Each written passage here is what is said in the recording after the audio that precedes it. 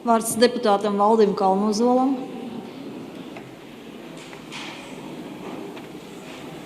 Labdien, brāļi, māsas! Pirmām kārtām gribēju pateikt lielu paldies ministra prezidentam un Dainai Reizniecei finanšu ministrijai, kas uzņēmušies tādu, varētu teikt, gigantisku darbu kā nodokļu reformu.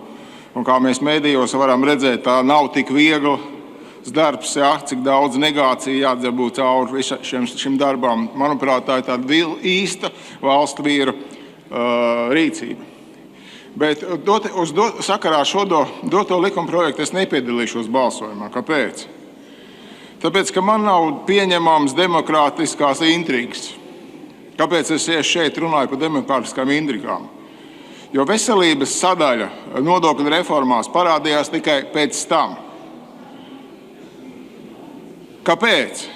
Man nepatīk šī veselības sadaļa, jo faktiski visā Eiropā viss, kas saistīts ar slimību ārstēšanu, ir nesakārtots. Tā ir problēma. Un ja mēs Latvijā šo problēmu atrisinātu, mums pienāktos Nobela prēmija. Un kāpēc šī problēma?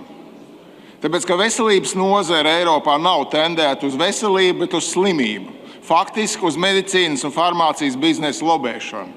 Tāpēc arī šīs problēmas ir. Nākamais.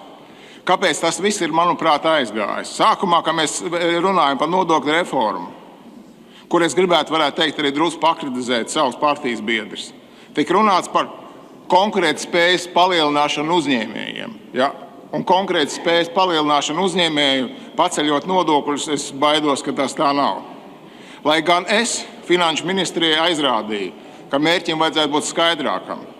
Faktiski mums, kā valsts vīriem, kāda daļa ir gar konkurētspēju uzņēmējiem. Mums ir jāpanāk, lai mēs izpildītu visas savas valsts funkcijas. Lai mums pietiek nodokļu naudas visām šīm valsts funkcijām. Un vienīgais veids, kā es redzu šos nodokļu naudu pietiekam iegūt, ir tautsaimniecības attīstība. Un mums šeit vajadzētu sēdēt un domāt, kā sekmēt tautsaimniecību, lai šis nodokļu depozīts būtu pietiekam liels, lai tas nodokļu depozīts būtu pietiekami liels un nevajadzētu to mazo graizīt un strīdēties. Kāpēc es arī minēšu, es jau runāju ar Barčs kungu. Es atbalstītu šo 1% nodokļu pielikšanu klāt pie nodokļiem ar vienu noteikumu. Ja mēs šos 1% veltītu, lai tauta paliek veselāka, mazāk atkarīga no medicīnas, mazāk atkarīga no farmācijas, un ar laiku mums šie veselības izdevumi samazinātos. Bet es neredzu šo ceļu uz šejienu. Vēl kāpēc nepiedalīšos? Tāpēc, ka es negribu iet pret satversmi. Jo satversmē ir rakstīts, ka mēs aizsargājam veselību un minimāli nodrošinām medicīnisko palīdzību. Ko es vēl gribētu minēt? Kāpēc veselības jautājums selektīvi ir svarīgs? Nevis slimību ārstēšana. Tā nauda, kas ir vajadzīga medmāsām. Principā mēs katru gadu par tādu summu, kas ir vajadzīgs medmāsām, palielinām slimības lapu apmaksas summas. Ja? Faktiski, ja mēs veidotu tautu veselu, mums pietiktu naudu medmāsām.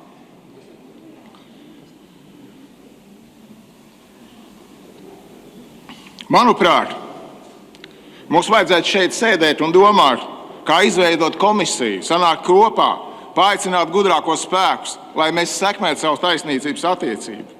Un uz doto brīdi, manuprāt, no malas var vērot mūsu parlamenta darbu, valsts darbu, ar tādu smaida, mūs skalda un valda. Mēs esam sadalīti partijās, kas savstarpēji kašķējās, un manuprāt, arī šis nodokļu reforma nav aizgājusi tādā virzienā tikai tāpēc, ka mēs esam skaldam un valdam. Mēs esam partijas, kas velk to deķīt un traucē kārtīgai normālai attīstībai uz priekšu.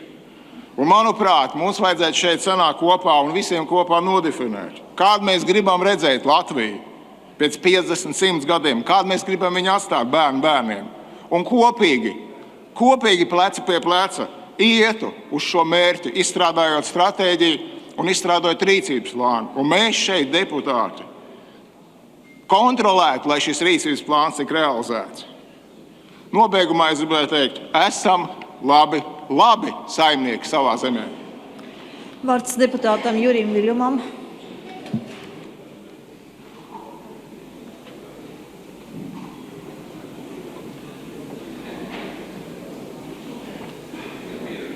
Ļoti cienējamā Saeimas priekšsēdētāja, dāmas un kungi, kaut kur Saeimā klīstošais ministru prezidents, finanšu ministre.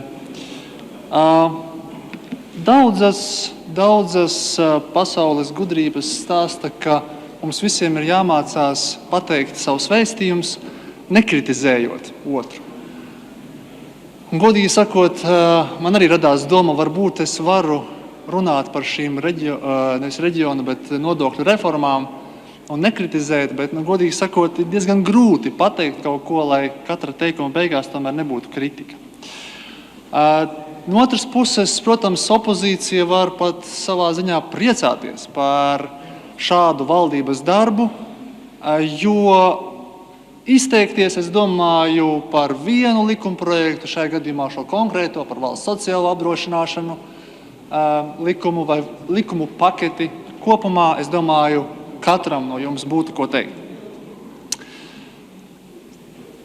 Galvenais, ko es gribu atzīmēt, tomēr šis process, kas, manuprāt, tomēr nav tāds, kā minēja mums ministru prezidents, visus iesaistošs.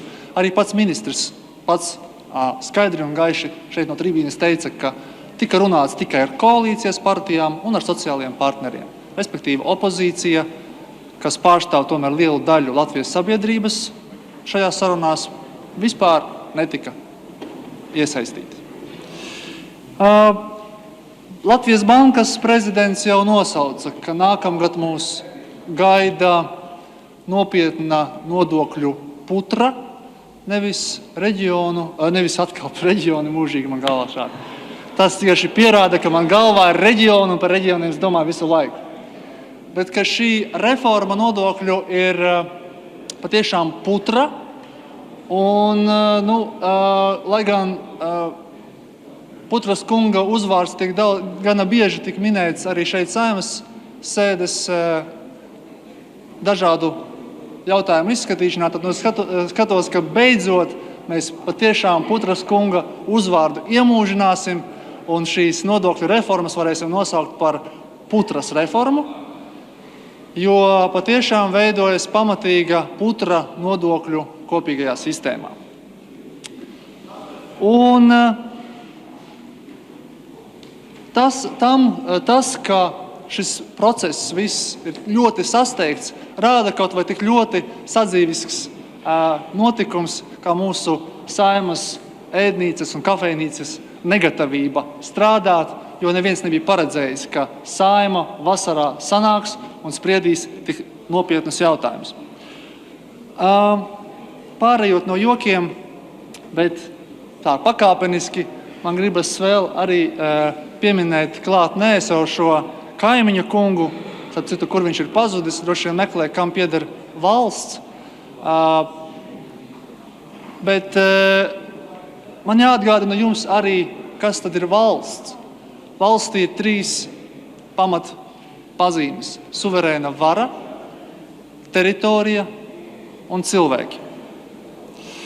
Un nekritizējot, ja mēģinot nekritizēt šo Putras reformu, man ir ieteikums un jautājums gan finanšu ministrei, gan ministru prezidentam, aicinot paskatīties, vai visa šī likumprojektu pakete kaut kādā veidā mazinās reģionālās nevienlīdzības, jo es neatradu tādus punktus. Un vai patiešām mēs redzam šajā likuma paketē kaut kādus cerības, ka mūsu demografiskā situācija uzlabosies. Vienīgais, kas tiek minēts, ir neapliekamais minimums par apgādājamo, bet, manuprāt, tas ir nepietiekami. Un pat vakar publiski tika parādīta informācija par to, ka šogad pirmā pusgada laikā mums ir gandrīz par 1000 mazāk jaundzimušo nekā pagājušā gadā. Gandrīz par 1000.